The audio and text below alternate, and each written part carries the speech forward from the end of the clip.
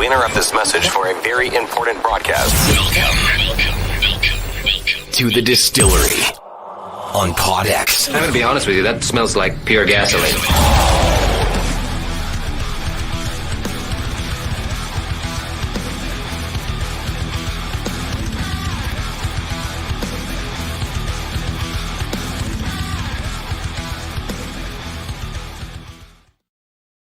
Yes, sir. We are live. It is the Distillery. It is episode 14. I'm excited for today. Now, last week, we talked with Six on the Block Quality Meats all about meat and why a butcher, a private butcher or a small town butcher is more quality than the grocery store in a lot of times. Now, today, we talk about what to do with your barbecue, with your meat, how to make it the best, whether it's on a smoker, whether it's on the grill. So I decided to contact the only guru that I know. He's a legend in Central Alberta. Ladies and gentlemen, I give you Mr. Aaron Craddock right here. He's the AC Smokeshow. Thank you so much for doing this show on in short notice for me as we talk a little bit about barbecue. So now that the weather has turned, I mean, you got to be itching just to be hanging out in the pit. So how's it been for since the weather turned? You doing some projects or you've been working a lot? A little bit of both. Always doing projects. As soon as I'm home, I fire up the grill. It doesn't matter for me what the weather's like. If it's minus 40, it's a blizzard, the grill's going. There's always a way to cook in temperatures. Yeah.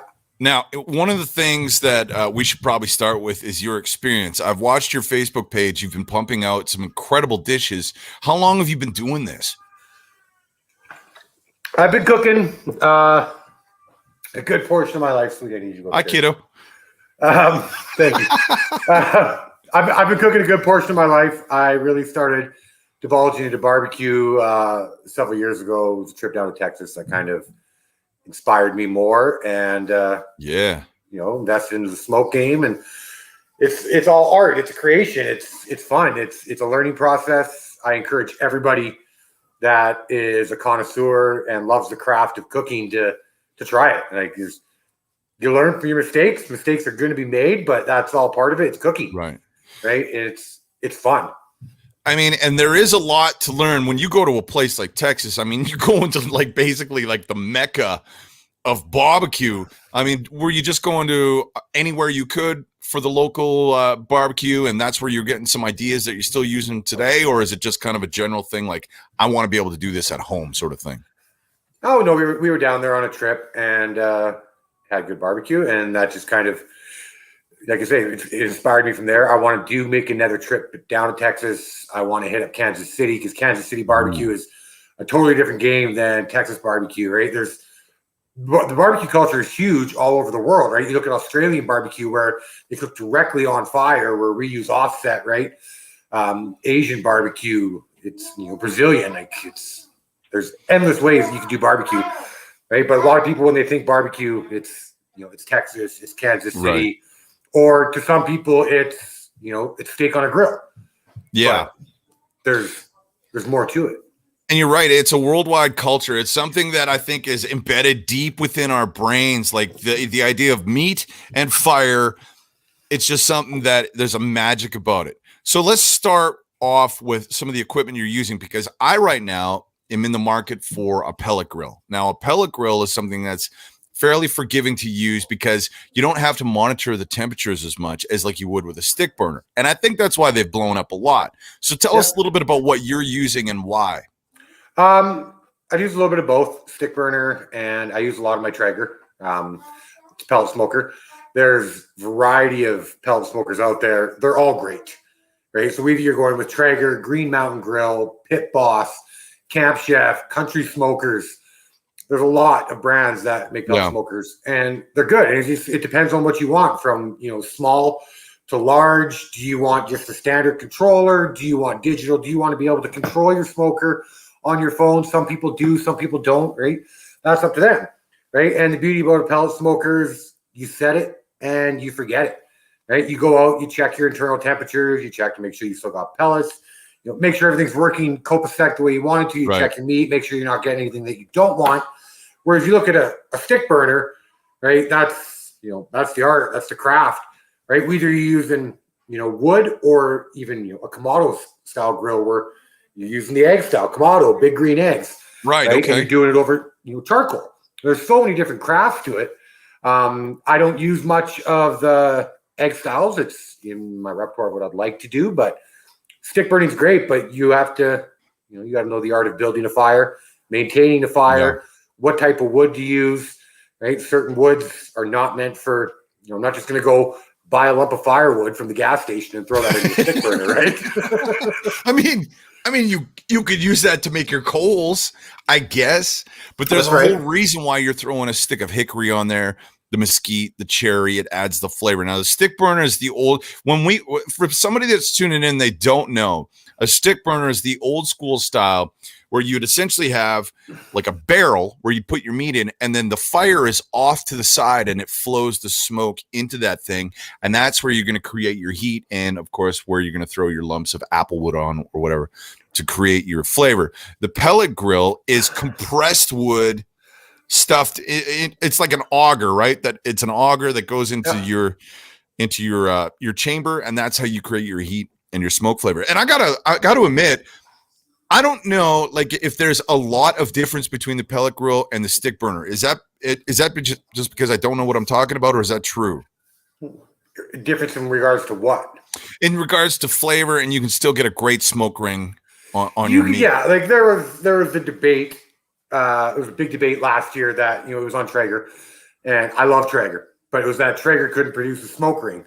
So Instagram blew up with everybody posting their Traegers and all their meat and all their smoke rings. Right.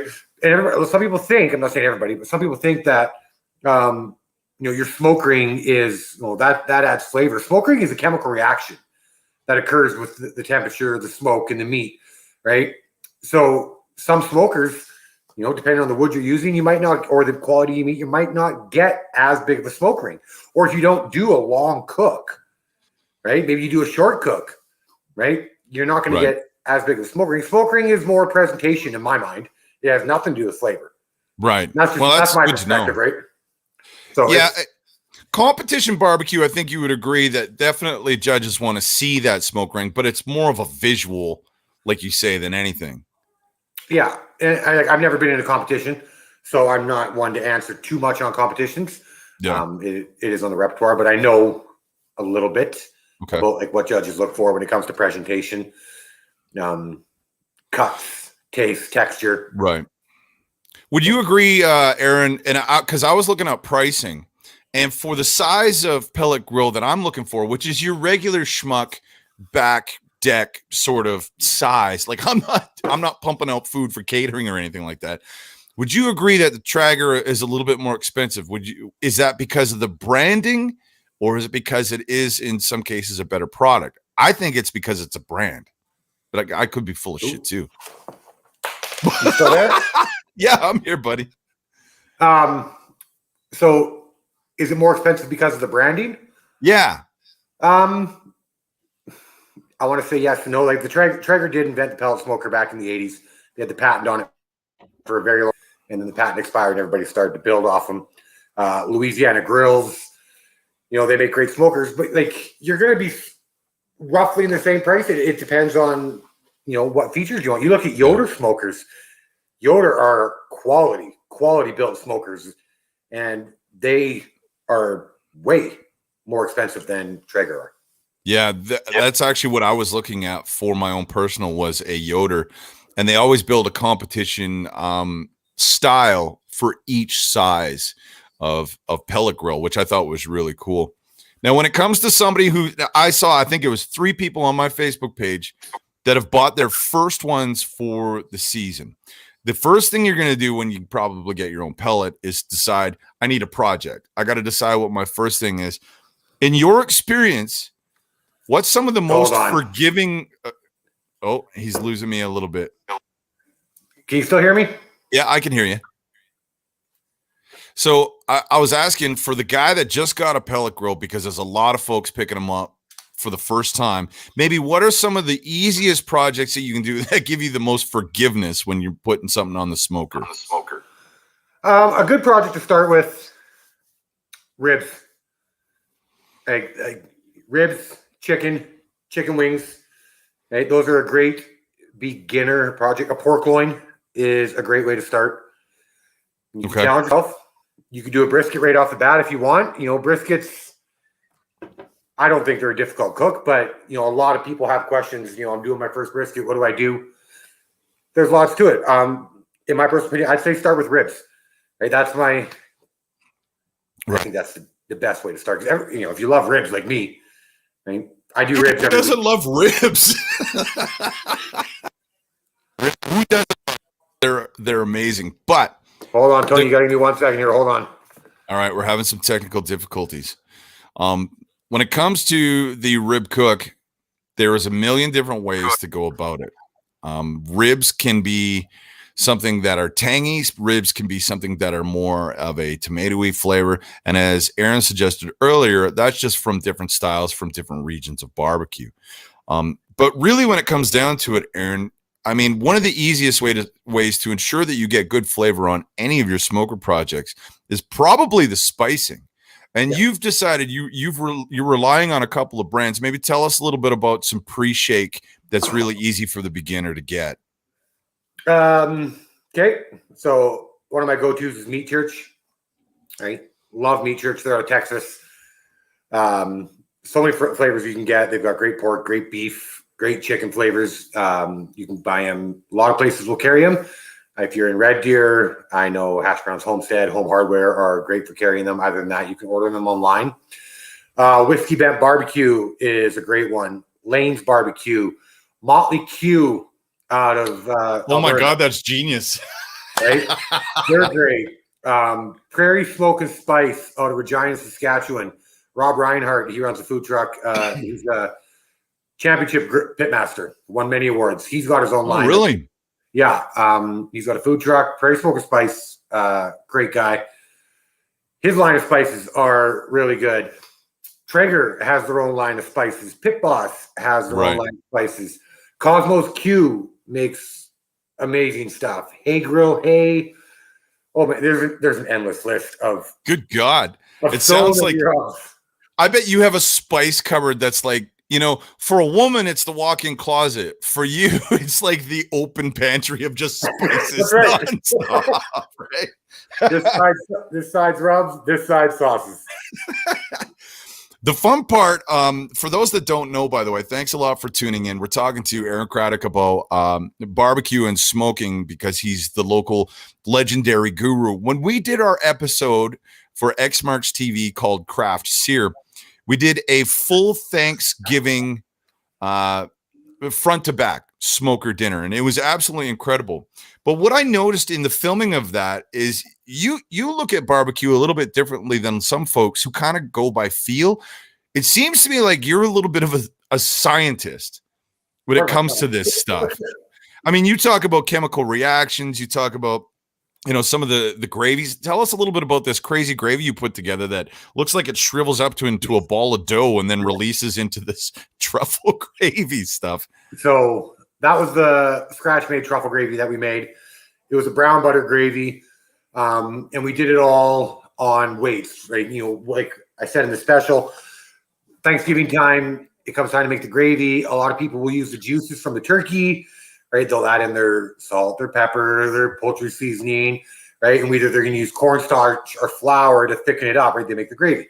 Well, we made our gravy from scratch, right? So we took, I forget the weight of butter because we had to make it a little bit bigger. But we took our butter, we browned it over low heat, right? Made it a dark brown, nutty butter. And then we added in our flour in, I think it was 40 grams of flour that we used was the weight ratio. Yeah, you were very specific about each measurement, man. Yeah, we weighed out the butter, we weighed out the flour, we weighed out the vegetable stock, right? So we added the flour and we made our roux, right? Then we put in our imported truffle oil, and then we added that, and that started to thicken up. And then as soon as we added in the weighted vegetable oil was when it was just like, poop, right? Yeah, it was terrifying. I'm like, we wrecked it. We ruined it. And even though you warned me, I'm like, nah, man, that ain't right. That's not supposed to be like that, but it is. Yeah, then we just added in the rest of our stock until we got the consistency. We put in some poultry seasoning, some pepper, We had a little bit of soy sauce for a little zing, and let it reduce. And yeah, I'm going to do that gravy again tomorrow. So what's on the project for tomorrow? What are you making? Tell us a little bit about it. We're going to do garlic and herb. We're going to take a whole prime rib roast. We're going to slather it, the whole thing in garlic and herb butter, and we're going to smoke it to an internal temperature of 125 degrees. For those that don't know, internal temperature is the best way to not screw up when you're putting together pellet grill smoker projects. Mostly because if you're monitoring the temperature, then you know exactly what you're going to get.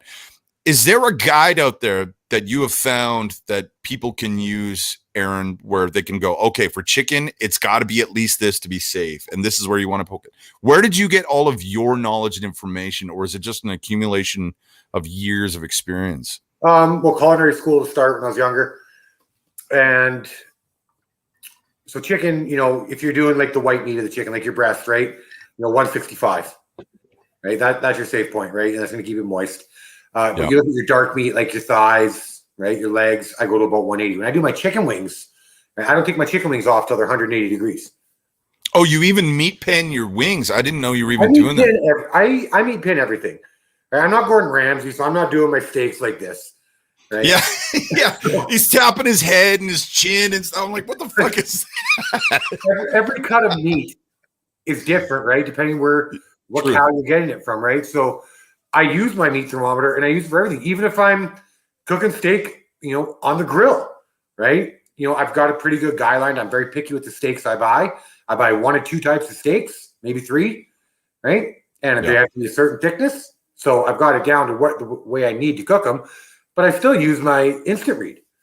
Yeah. And you know what? This is a great lesson for anybody that's just getting into it. They want to take it to another level. You got to get yourself a meat pan, okay? It's just you're going to jab it. You're going to check your internal temperature. Is there any brand that maybe you would recommend, Aaron, for somebody that's on the lookout for something like that? I like Thermapen. Okay. How much are they, do you think? So Thermapen's made by a company called ThermaWorks. I use the MK4. They're going to run you, I want to say, probably $100 Canadian.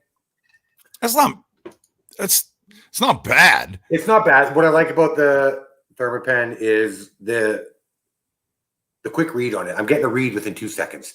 Right? There are other great instant read thermometers. Inkbird, you can get on Amazon. They make great ones. Yeah. Even like on your Robert, I use the ThermaWorks MK4 to answer your question there. Here, I'll actually type it out so you don't forget it. ThermaWorks MK4. Yeah, Thermapen by ThermaWorks MK4. Okay. I got you. But there's lots of other ones you can get. Like, a lot of the smokers that you buy, pellet smokers, they've got their instant read thermometers built right into them. I trust them, right? At least they're close. They got to be close, right? They are. They're pretty close. So I always use both, though, right? Yeah. I still trust my Thermapen. Like, that's my go-to. I'm not knocking any other brands. I've had my Thermapen. It's never let me down, right? So. Is this one of those things, if somebody, as I mentioned, was buying a pellet grill, because there are a shit ton of options, that's something that's worth the money. You want the 1 or maybe 2 built-in Thermapens for your barbecue. Is that? Yeah. Because you can get aftermarket ones. So that's what I guess what I'm trying to ask is it worth it to buy the option with the pellet smoker, or are you better off buying maybe a slightly better one aftermarket? Well, all pellet smokers come with them now. To my, I could be wrong. You can get fancier ones, like right? Yeah. So I'm old school, right? I trust. Well, and you want a quick read because you're putting your goddamn hand over the grates anyway. But like for me, when I do a brisket, right, I can't just trust the internal temperature of the built-in thermometer on my smoker, right? The built-in thermometer on my smoker can say 201 degrees, but if I go poke it with my instant read and I get resistance, I know my brisket's not done. Right. My brisket's going to be done based upon probe tenderness. The temperature that my meat is at is just a guideline when it comes to a thick cut like a brisket, right? I've heard people say, it's an hour and 15 minutes a pound. Could be, maybe on an offset, right? But on a pellet smoker, you've got that heat source directly underneath, Right. It's a guideline. That's what it is. It's a guideline. It's not a guarantee. The temperature of 203 where your brisket's done, in my mind, that's a guideline. I've had briskets that have been probe tender at 195. I've had briskets take to 208 degrees before they were done, right? So having that handheld instant read, I think, is a lot more beneficial than just reading it. You mentioned earlier a little bit about steaks. The popularity of the tomahawk steak is unbelievable right now. It is.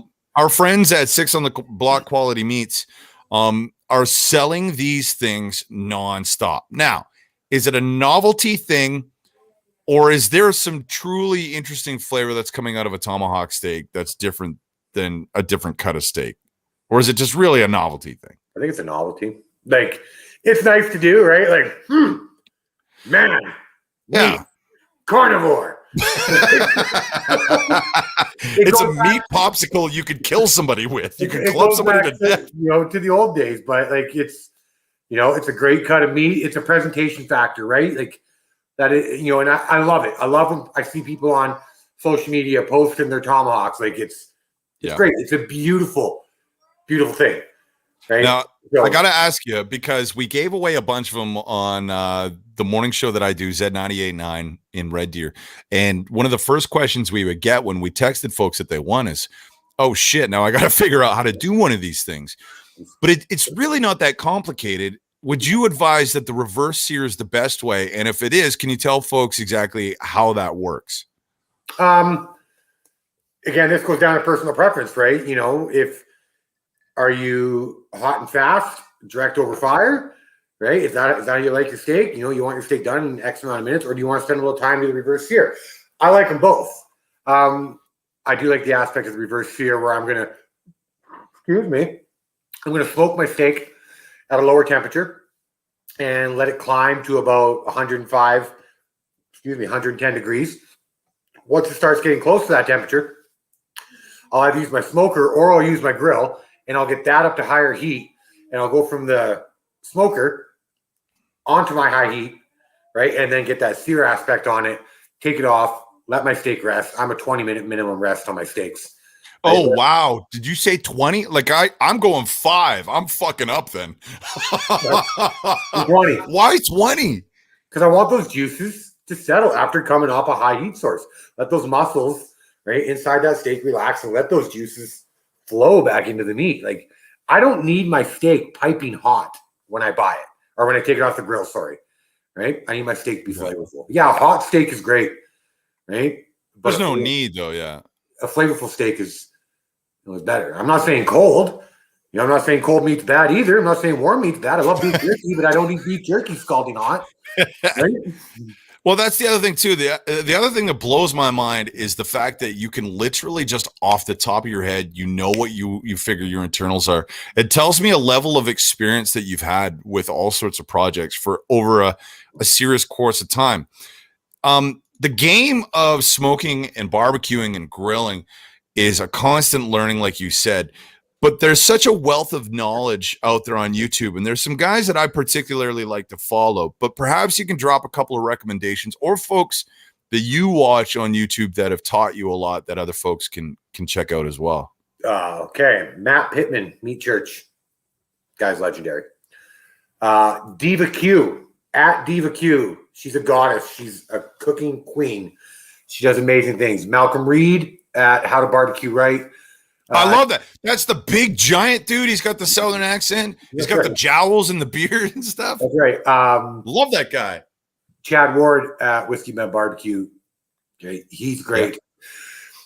Aaron Franklin, Franklin's he's a brisket guy, right? He's the brisket king. He's the brisket guy in Austin, Texas. But there's a lot of good barbecue down there.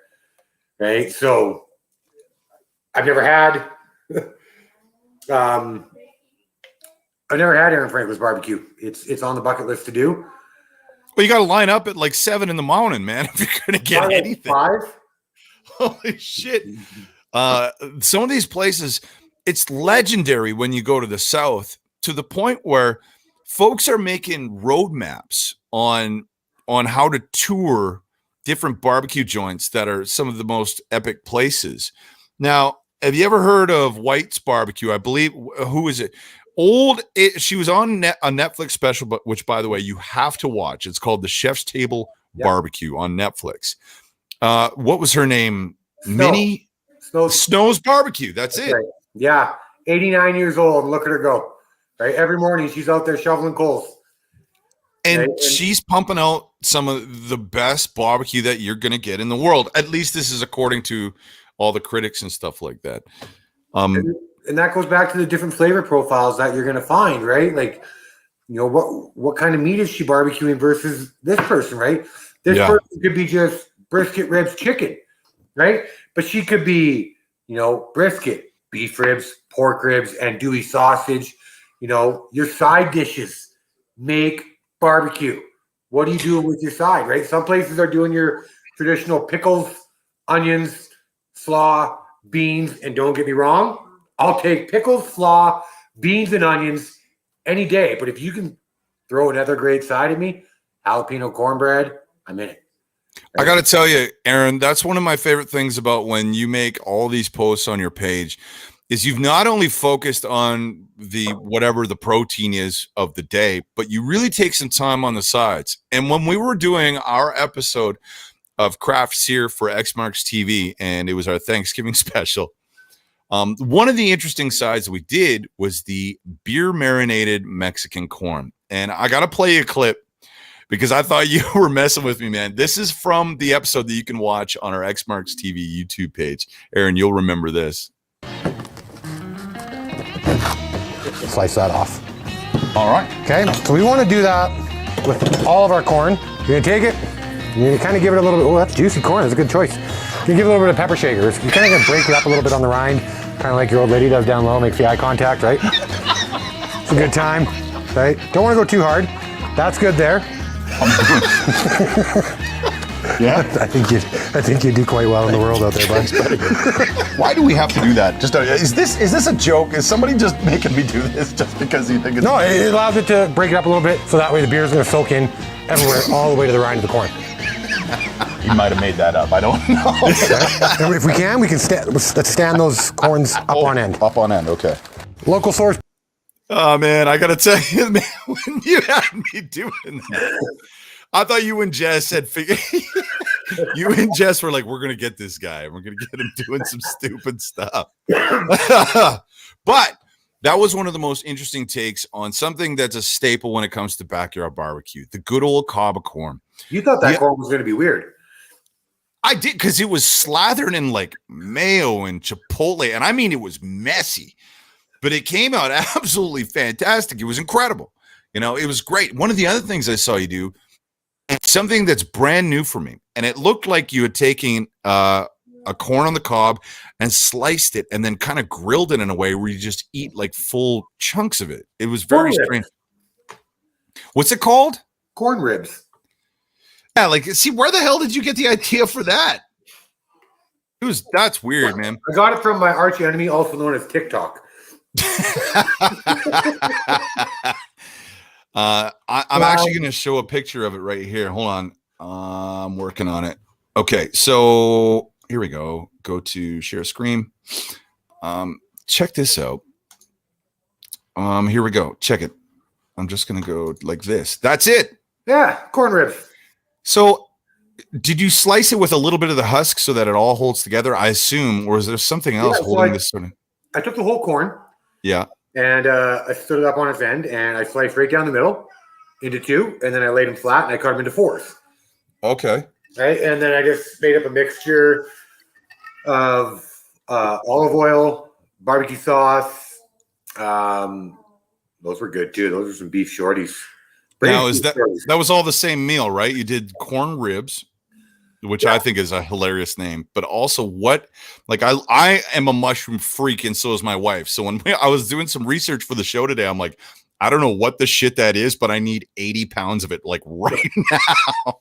That was off the smoker. Those were braised beef ribs. So I took beef ribs rather than pork ribs, and I braised them, and then I made a homemade mushroom glaze to go over top, And yeah, beef dinosaur bones, braised. You touched on something that's really important, though, and that is when it comes to barbecue, the sauce is so fucking important. Because when you made that maple whiskey glaze, it really changed the game when it comes to, your flavor profile. And I think more people should really pay attention to that. Number one, because if you're buying a store-bought sauce, there's so many different kinds, but there's a lot of stuff that isn't of quality. Would you agree? Yeah. But making your own isn't necessarily that difficult. And I wonder why more people don't spend the time to do it, frankly. I don't know. It's a great question. But, it could be, I'm not speaking for anybody else, but it could be fear, right? Yeah. Some people might, okay, I'm going to make a barbecue sauce to go with this meal. I'm not going to try to make the sauce before the meal. I'm going to do it with the meal, and it could be a fear thing, right? And then if you fuck it up, oh no. Yeah. I always say the best way to make sure that your flavor is going to be fantastical is just fucking wrap it in bacon. If your sauce doesn't turn out, it's still wrapped in bacon. You're gonna be all right. Yeah, like it's I did a raspberry. I used raspberry beer in my last barbecue sauce, and I made a raspberry barbecue sauce.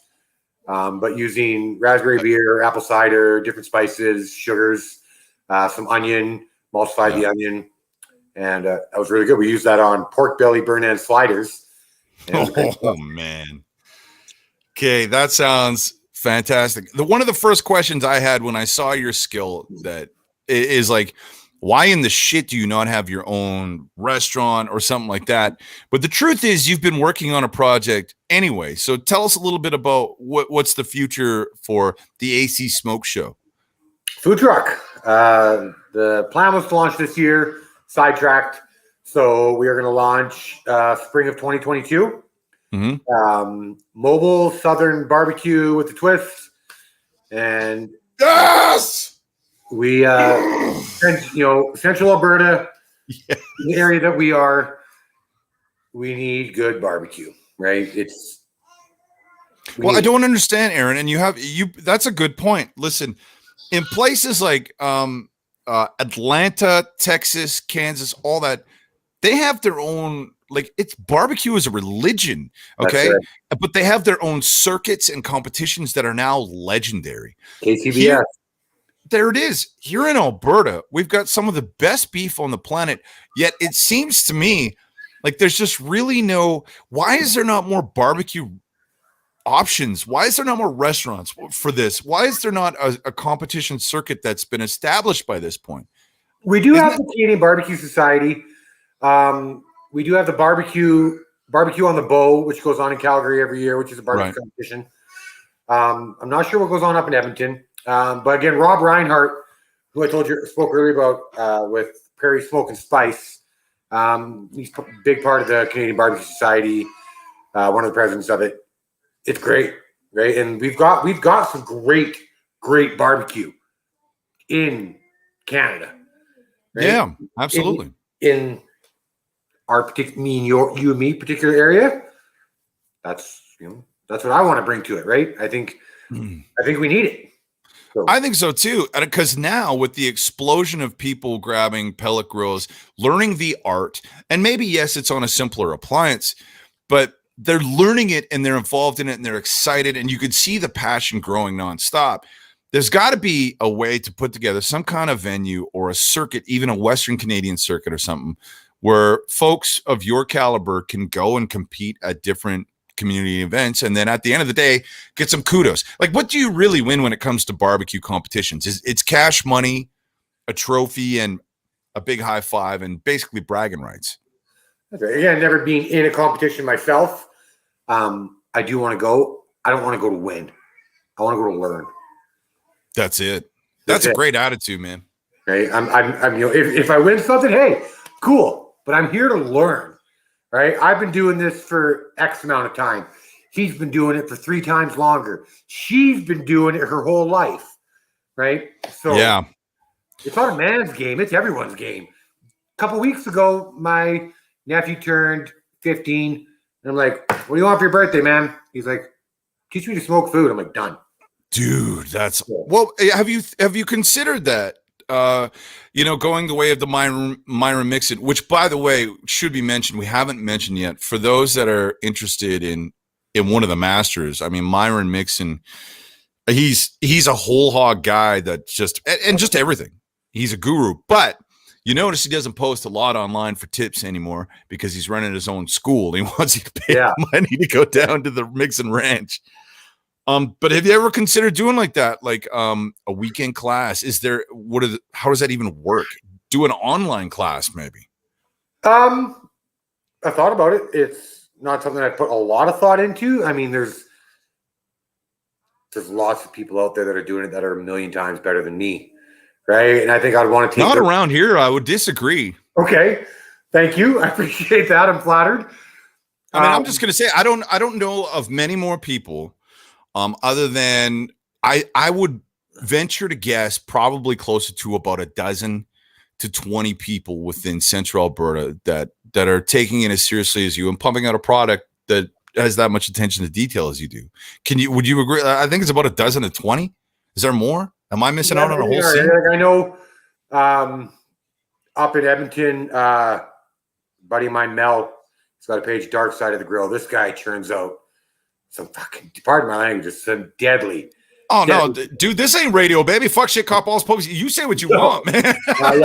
Mel turns out some deadly shit, and he just built this massive offset smoker. Cool. We're talking 2 massive propane silos built together. Trailer style? Yeah. So, and he's doing a big special, barbecue special at the brew house in Edmonton. I wish I could be there, but I'm going to be working that day. And he's taking over the brew house with his barbecue. Mel's deadly. Shout out to him. Dark Side of the Grill. He's a huge inspiration for me. So we did have, it should be mentioned, we did have one location that was doing true, legit barbecue here within the city. Had you ever been to Red Boar Smokery before they closed? Yeah, they were good. I did enjoy them. Yeah. They were competing as well. But they eventually closed their venue. Now, I think one of the most difficult things with restaurateurs is, of course, your property you have to pay for along the way. And the margins of profit are so slim with food in general. The food truck seems like the survivability factor would be much more feasible. Way right? more margins, right? So and that's what I want to do. I want to start with the food truck and then eventually, branch into the restaurant. But, every day, I drive past Tony Roma's. I'm like, it's just fucking open up there. Right. So there's always that little part of me. I'm like, I should just take it. Was in there. Well, and it's true enough. I mean, the difference is, there was one spot, I believe it was called Palomino's in Calgary. And in the back, they had 2 giant vertical smokers that they were doing a pile of stuff. So it was the truest thing that I could think of to maybe a Texas style barbecue where you go in and you get the sample platter and it comes with a little bit of everything. It's one of the only places I can think of in the province that has this sort of thing. But where we have a quality of meat that's so readily available, why are we not doing it on every street corner? What the hell is going on? Or are people just more interested in doing it in their own backyards? It's weird to me. It is weird. That's where I think like the food truck is going to excel. We've got Food Truck Fridays here in Red Deer. Yep. It's always great fun. And then you look at when Westerner Days comes around, you get all those food trucks in there. Mm-hmm. I ain't never seen barbecue in there. And to me, I get my truck going. Let's say the world goes back to normal one day. And, Westerner Days, fires up again. And you go into Westerner Days and you see AC Smokeshow sitting there in the food truck lot. And you're going to walk around. You're going to see somebody holding this dinosaur bone. This big old, big, beef short rib on a bone. And someone's going to see that and they're going to go, where'd you get that? Because it's not something you see every day, right? No. You got your pork ribs, right, with your spare ribs or your back ribs. But a rib that you got to hold like this. Yeah, like you could grind it into a shank. That's right. The dinosaur bones, man. Beef shorties. What are some of the things that you're considering doing for your food truck, or is it a menu that's going to rotate on the regular, or are you just like at this point you're just exploding with ideas? You just need a fucking venue to do it, like let's go. So I started with this huge menu, and I'm just like, wait a minute. Great advice was keep it simple, stupid. Yeah. Right. Best advice ever. So I've scaled down my menu. So brisket is going to be a staple. Pulled pork is going to be a staple. St. Louis cut ribs are going to be a staple.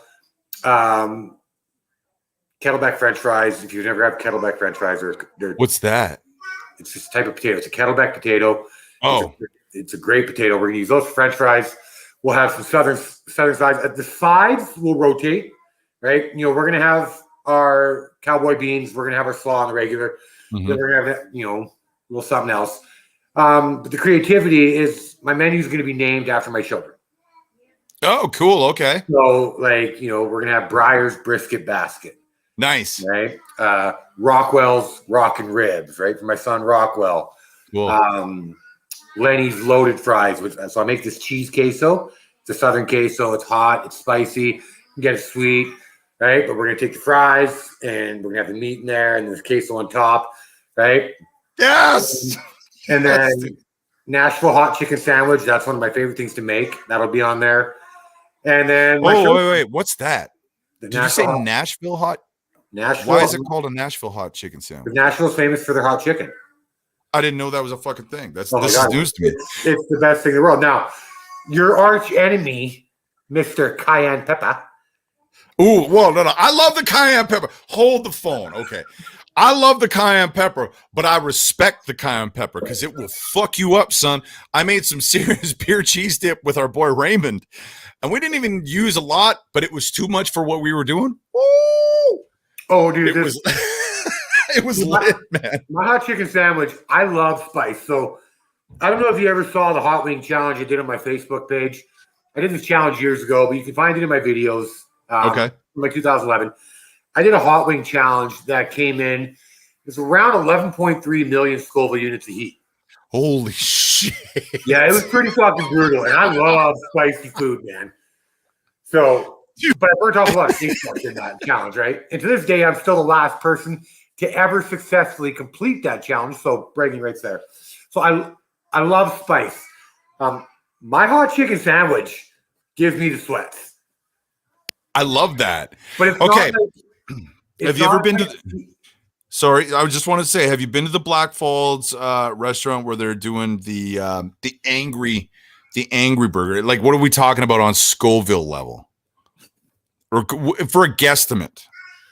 I wouldn't know what Scoville level we're talking about here, but it's not a level of heat that takes. I'll put it this way: it's not a level of heat that takes away the flavor. Because I'm a heat connoisseur. There you go. Yeah.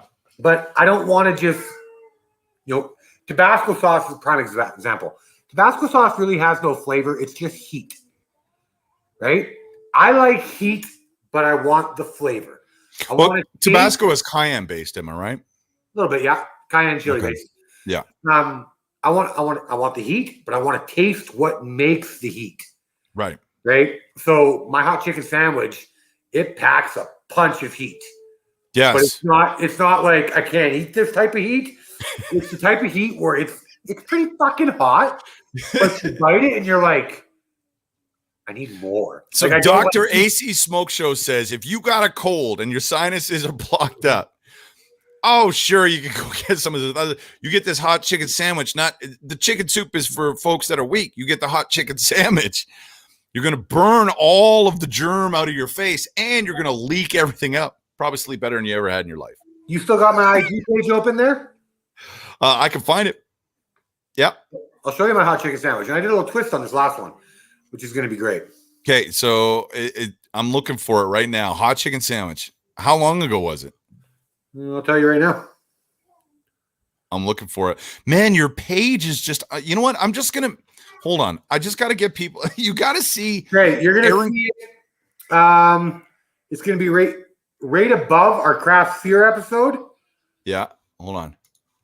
And we're going way back now. Like, look at this. He's doing pizza. You're on Facebook, eh? So we got to go back to. Oh my God. We got to go back to just before Christmas or just after Christmas here. Okay, I gotta go way down. I'm sorry for folks that are watching. You're getting close. Keep going down. Keep going down. You're getting close. A little bit more. Oh my God! Look at it. Good God! I can see the fucking cayenne spice rippling. On top, that's flaming hot Cheetos on that one on the right. Cheetos? Did you? Flaming hot Cheetos. Good God! Well, explain to me a little bit about what goes. Obviously, this is a breaded chicken. So have you done a buttermilk dredge or? Oh yeah, that's buttermilk dredge. That's a hot buttermilk dredge. So I take the chicken, I brine it in pickle juice for 3 hours, give or take. What? Yeah. I've never heard of that before in my fucking life. Brining it in pickle juice. Oops. You've never had chicken wings until you brine them in pickle juice. Oh, okay. Continue. So anyways, that is chicken thigh. I'm a dark meat kind of guy. You can use breast. I use boneless chicken thighs. I brine them in pickle juice 2 to 3 hours. Take them out, pat them dry. I have make a chicken dredge with flour, some other spices. Wow. And then I have a buttermilk with hot sauce in the buttermilk. Right. We go flour, buttermilk, flour, right, off to the side. And then we use canola oil or peanut oil. Peanut oil is really great. You doing a cast iron fry or are you doing a full deep fry? Dutch oven. Okay. So just deep pot. Yep. That one was peanut oil. Got temperature about 350 degrees. 4 minutes flip. 4 minutes resting rack.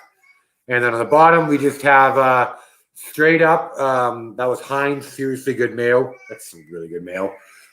Sweet pickles, chicken breast on top, and then the hot sauce was made to go over top of the chicken. We used the oil out of the pot. Just took a cup of the oil out of the pot. We added a wallop of cayenne pepper, some brown sugar, and some meat church holy voodoo in there. Mix that up, and then just pour it over top of the chicken, and then put your bun on top, and there's your hot chicken sandwich. And dude, you got a fresh bun there, and this, my friends, will fucking end you if you're not a spice fan. That's a beautiful thing, buddy. Wow. So yeah, great job. Do you mind if I float your page and ask you about a couple other projects that have gone past here? Yeah. Okay, because one of them I'm really curious about, and that was the I'm scrolling back. It was pizza. Now, pizza on a smoker has become increasingly more popular.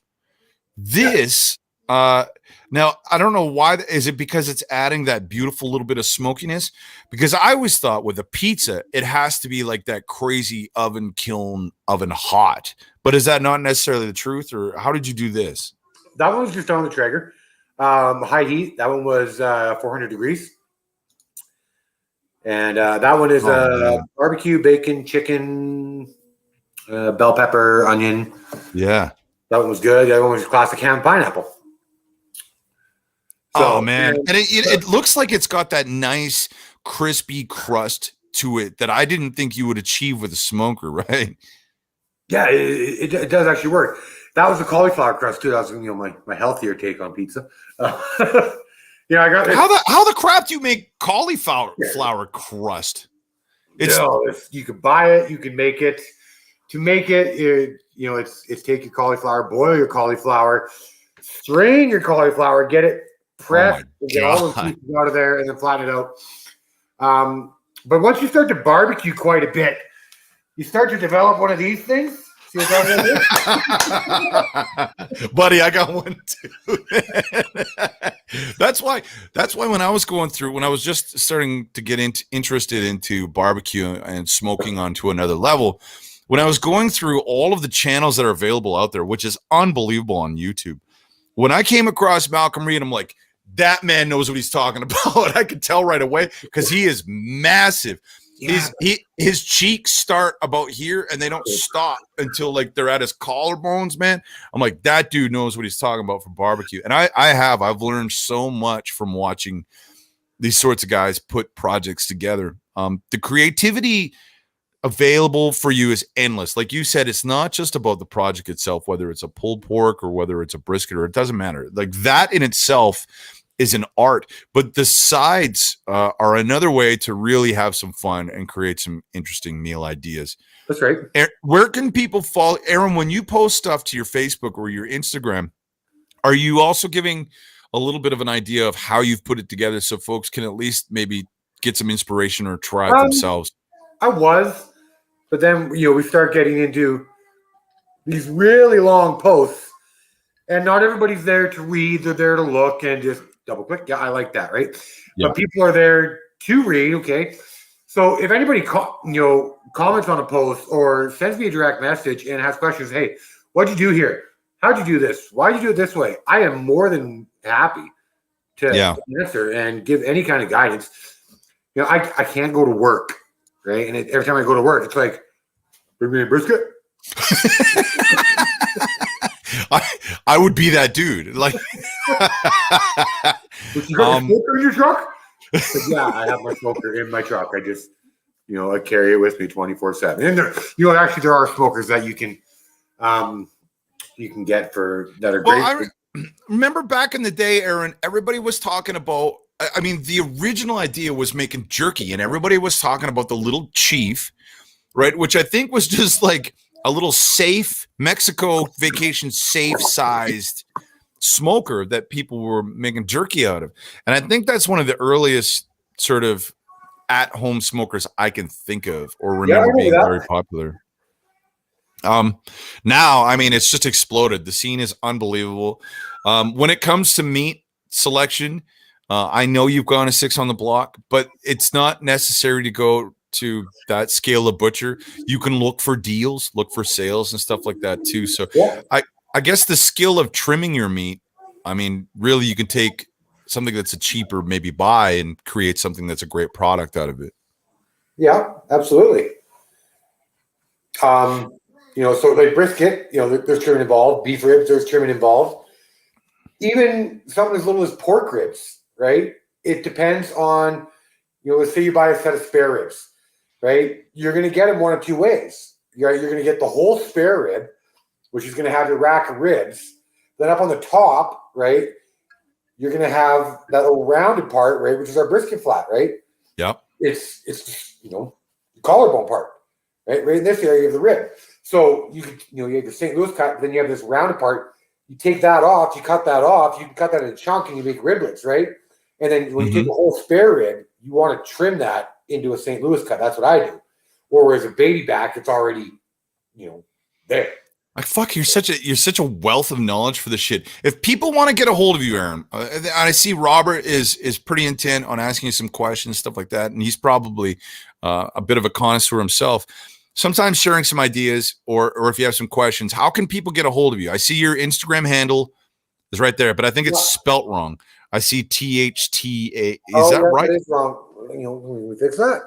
Yeah, we should probably fix that because if somebody's watching right now, fix that. I want to make sure they go to the right channel. But the AC Smoke Show on Instagram is probably your most popular place. Yeah, is that right? I'm on Facebook as Aaron Craddock.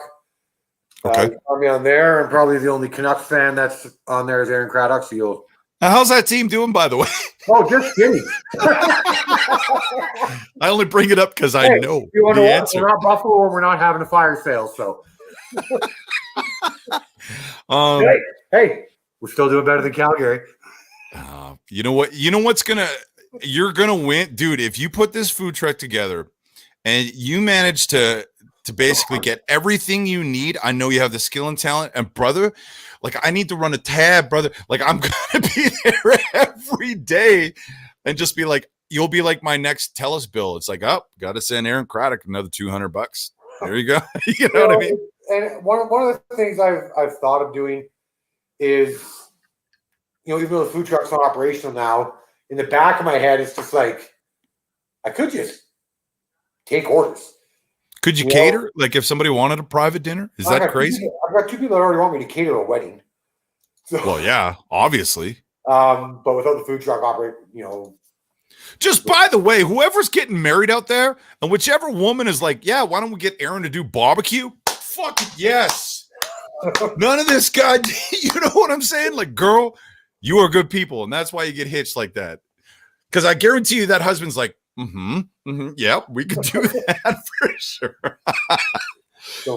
Before you go, buddy, we got to get close to wrapping up the show here. I've had a blast talking to you, but one of the funniest, stupidest things that you and I managed to do is while everything was smoking on our episode, Aaron, for those that don't know, is a hell of a guitar player. And we went downstairs and we decided to just sort of make our own little song and see what comes out. I got to play it. On this couch right here.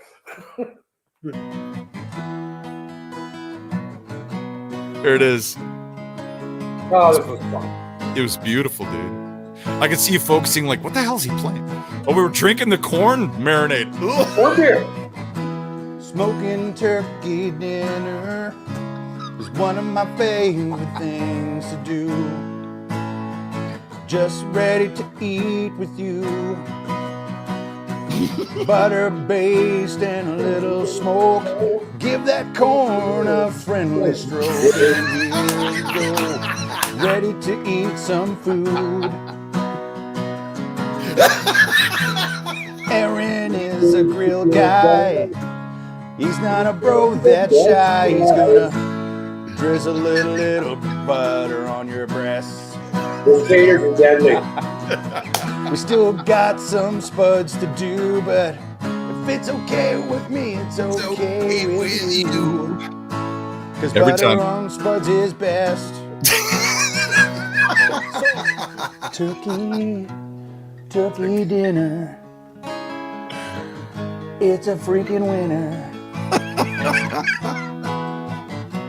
And I'm getting hungry just thinking about that bird. It's the word. And I'm a grilling nerd.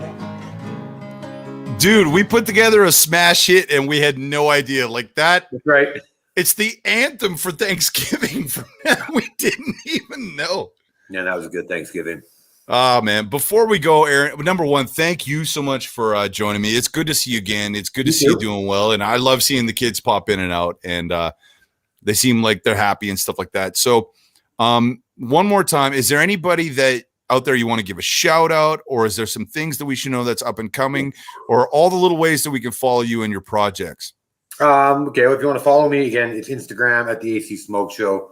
Aaron Craddock on Facebook. If you have questions, if you have requests, you want me to cook for you, give me a call. I can do my best to make it happen. Shout outs. Okay, we got a lot here, you know. How about the wife that puts up with you sitting on the patio spending so much money on meat all the time? Oh yeah, she's number one. You know, There's that. But you know, I wouldn't be here without her, without the family. So kudos to her. Love her to death. She's been great. Influencers, there's lots. There's Josh at 666 Grill. Give him a follow. What about the chubby check? Is it the chubby check? Chappy Check, Matt Chapman. Chappy check. Chappy check. Matt Chapman and Chappy Matt Barbecue. West Clark at Coach Clark Barbecue. Stephanie Foster at Foster Feast. She's out of Ontario. She's deadly. Mel at Dark Side of the Grill. Rhonda at Mac Dog Mac. Josh in Australia at Traeger Dixon. So great. Man, it is a big list. Troy at Only Smoke Barbecue. Jordan at Pacific Northwest Barbecue. Ryan at RR Backyard Barbecue. There's a big list of people I follow. Jeremy at Fat Daddy's Barbecue. He's in Ontario. He's great. Queen of the Grill. Scale and Taylor. Man, it's a big list. But that's it. It's a testament to, you know, when I talk to you, Aaron, and I can tell that you're so knowledgeable, it's because you're passionate and you're soaking it in from so many different places. So for those of you that are watching right now and you really want to get into it, there's a lot of the people that he's mentioned that you should be following and absorbing their knowledge. But Aaron's also one of those guys. And buddy, I really appreciate you taking the time to do this show. We got to get together for another smoker project sometime.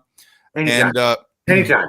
And frankly, I'm probably, now that I know that you can place an order, I'm going to do that before I'm even done this stream. I'm going to be. I want to tell you something here. Here's what's been going on through your head, right? Oh, You're at home, right? You're picking along. Right. You're like, fuck, I'm hungry. Hey, You want jam and smoke some food? Yeah. Yes! By the way, we're going to film it. For those of you that are interested in the episode that we did, by the way, Aaron, which we had so much fun, go to X Marks TV on our YouTube channel. Please do me a solid. If you like and subscribe, I can't tell you how much it helps us with the YouTube algorithm that Aaron, you know all about. It's unbelievable, man. Yeah. So please go check it out. The episode was unbelievable. They're already loving the song that we played. Aaron, big salute to you, buddy. Thanks for having me on, Tony. You stay right there. I'm not quite done with you. For everybody else that tuned in, thank you so much, okay? I just want to let you know before we go, I've been working on some stuff on the side, and it's really going to kind of bone me on my weekends when we usually do the distillery. So I've actually been working on my own solo album and putting my own music out, but Saturdays and Sundays are kind of the only time I can get away from the radio station and go record this stuff. So the schedule is going to be a little fluctuant, if that's even a word, going forward. But I'm definitely going to try to hit up as many episodes as possible. I talked to one David Gilmore today from Gilmore Guitars, and he's confirmed with me that he'd love to do an episode. He is a master luthier, which is somebody that builds guitars. And the art of this is absolutely unbelievable. So I know we're going to have him for a show. Other than that, you have yourself a great Saturday night. Enjoy the rest of it. We'll see you next time right here on The Distillery. Next time on The Distillery. Hey, friends, we're looking for our next guests on The Distillery. Do you know somebody that would be great for a show, or do you have a great show idea? Email us at xmarkstv@gmail.com. And who knows, maybe your show idea will be the next episode.